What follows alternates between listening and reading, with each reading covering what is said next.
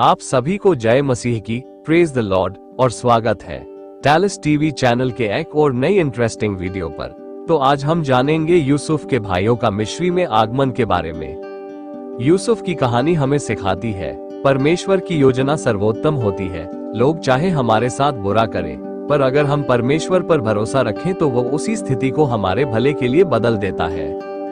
धैर्य और विश्वास का फल मीठा होता है। यूसुफ ने सालों तक कठिनाइयां सहन की, पर अंत में उसे सम्मान और आशीर्वाद मिला। क्षमा सबसे बड़ा गुण है। यूसुफ ने अपने भाइयों को उनके पुराने अपराध के लिए दंड नहीं दिया, बल्कि उन्हें माफ कर गले लगाया। परीक्षा हमारे सच्चे स्वभाव को उजागर करती है। यूसुफ ने अपने भाइयों को परखा ताकि देख सके कि वे बदल गए हैं या नहीं। कठिन समय में इंसान का असली चरित्र सामने आता है। संकट में भी नेक रहना जरूरी है। यूसुफ ने सत्ता और शक्ति होते हुए भी बदला नहीं लिया, बल्कि दया और भलाई दिखाए।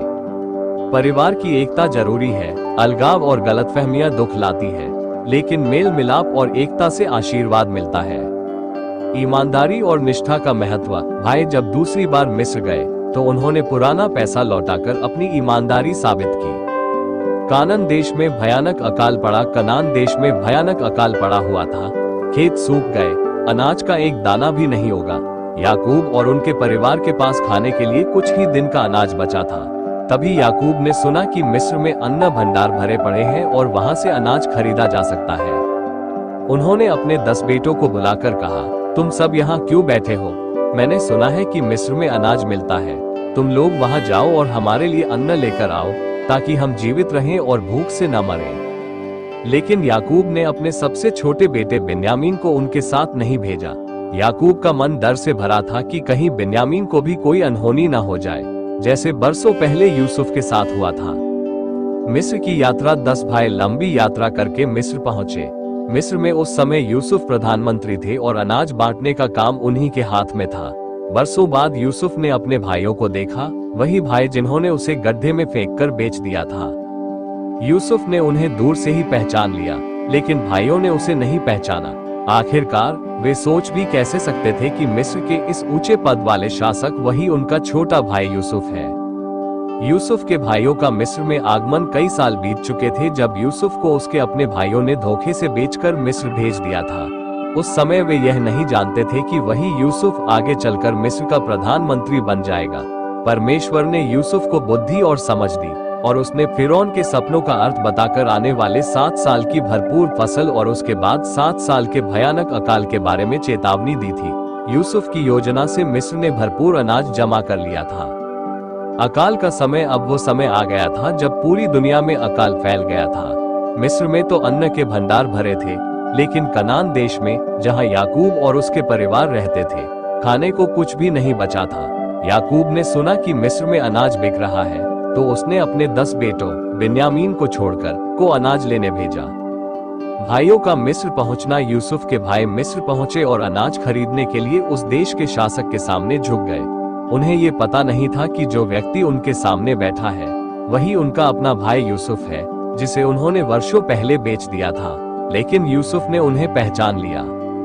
यूसुफ के मन में अपने भाइयों की पुरानी यादें ताजा हो गई। उसने उनके साथ सख्त व्यवहार किया और कहा, तुम जासूस हो, तुम हमारे देश की कमजोरी देखने आए हो। भाइयों ने घबराकर कहा, नहीं महाराज, हम तो ईमानदार लोग हैं। हम 12 भाई थे, एक हमारे पिता के पास है बिन्यामीन, और एक भाई अब नहीं है। यूसुफ ने मन ही मन सोचा कि वह देखे कि क्या उनके दिल बदल गए हैं या नहीं। उसने उन्हें 3 दिन तक कैद में रखा, फिर कहा, अगर तुम सच बोल रहे हो तो एक भाई को यहाँ रहने दो, बाकी घर जाकर अनाज ले जाओ और अपने छोटे भाई को यहाँ लाओ, तभी मैं मानूंगा कि तुम सच बोल रहे हो। शिमोन को बंदी बनाना। यूसुफ ने शिमोन को वहीं कैद में रखा और बाकी भाइयों को अनाज भरकर उनके देश भेज दिया। लेकिन उसने गुप्त रूप से उनके अनाज की बोरियों में चुपचाप उनका चांदी का पैसा वापस रखवा दिया। जब भाई घर लौटे और अपने बोरियों में पैसा देखा तो वे डर गए और सोचने लगे, अब तो हम पर चोरी का भी इल्जाम लगेगा। बिन्यामीन को लाने की शर्त जब भाइयों ने याकूब को सब कुछ बताया तो याकूब बहुत दुखी हुआ। वह बिन्यामीन को भेजने के लिए तैयार नहीं था, क्योंकि वह यूसुफ के बाद राहेल का अकेला बेटा बचा था। लेकिन अकाल बढ़ता गया और खाने की कमी ने मजबूर किया।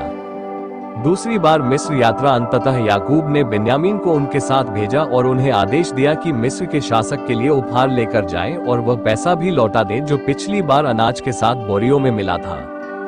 जब वे मिस्र पहुंचे और यूसुफ ने बिन्यामीन को देखा तो उसका दिल भर आया। वह रोने के लिए एकांत में चला गया, लेकिन उसने अपने भावनाओं को छिपाया और सबको भोज के लिए बुलाया। भोज के दौरान यूसुफ ने बिन्यामीन को बाकी सबसे 5 गुना ज्यादा भोजन परोसा। भाई कुछ हैरान थे पर चुप रहे। चांदी का प्याला और अंतिम परीक्षा अगले दिन यूसुफ ने उनके बोरियों में अनाज भरवाया, लेकिन बिन्यामीन की बोरी में अपना चांदी का प्याला छिपा दिया। जब वे शहर से निकले तो यूसुफ के सेवकों ने उन्हें रोककर प्याला ढूंढा। प्याला बिन्यामीन की बोरी से निकला। भाई डर गए और सब वापस यूसुफ के महल में ले जाए गए। यूसुफ ने कहा, बिन्यामीन को यही मेरा दास रहना होगा, बाकी सब जा सकते हैं। तब यहूदा आगे बढ़ा और याचना करने लगा कि बिन्यामीन को छोड़ दे और उसकी जगह उसे दास बना ले, क्योंकि उनके पिता उसका वियोग सहन नहीं कर पाएंगे। पहचान प्रकट करना ये सुनकर यूसुफ का दिल पिघल गया। वो अब और छुपा नहीं सका और रोते हुए कहा, मैं यूसुफ हूँ, क्या मेरे पिता जीवित हैं? भाई भय और आश्चर्य से कांपने लगे। यूसुफ ने उन्हें पास बुलाकर कहा, तुमने मुझे बेचकर बुरा सोचा था, परंतु परमेश्वर ने इसे भलाई के लिए किया ताकि बहुतों की जान बचाई जा सके। उसने उन्हें गले लगाया, रोया और मिस्र में बसने का निमंत्रण दिया। ये कहानी से हमें ये सीख मिलती है, परमेश्वर की योजना सर्वोत्तम होती है। लोग चाहे हमारे साथ बुरा करें, पर अगर हम परमेश्वर पर भरोसा रखें तो वह उसी स्थिति को हमारे भले के लिए बदल देता है। धैर्य और विश्वास का फल मीठा होता है। यूसुफ ने सालों तक कठिनाइयां सहन की, पर अंत में उसे सम्मान और आशीर्वाद मिला। क्षमा सबसे बड़ा गुण है। यूसुफ ने अपने भाइयों को उनके पुराने अपराध के लिए दंड नहीं दिया, बल्कि उन्हें माफ कर गले लगाया। परीक्षा हमारे सच्चे स्वभाव को उजागर करती है। यूसुफ ने अपने भाइयों को परखा ताकि देख सके कि वे बदल गए हैं या नहीं। कठिन समय में इंसान का असली चरित्र सामने आता है। संकट में भी नेक रहना जरूरी है। यूसुफ ने सत्ता और शक्ति होते हुए भी बदला नहीं लिया, बल्कि दया और भलाई दिखाए। परिवार की एकता जरूरी है। अलगाव और गलतफहमियां दुख लाती है, लेकिन मेल मिलाप और एकता से आशीर्वाद मिलता है। ईमानदारी और निष्ठा का महत्व। भाई जब दूसरी बार मिस्र गए तो उन्होंने पुराना पैसा लौटाकर अपनी ईमानदारी साबित की। ये वीडियो अच्छा लगा तो चैनल से जरूर जुड़े रहें और चैनल को सब्सक्राइब करें। धन्यवाद।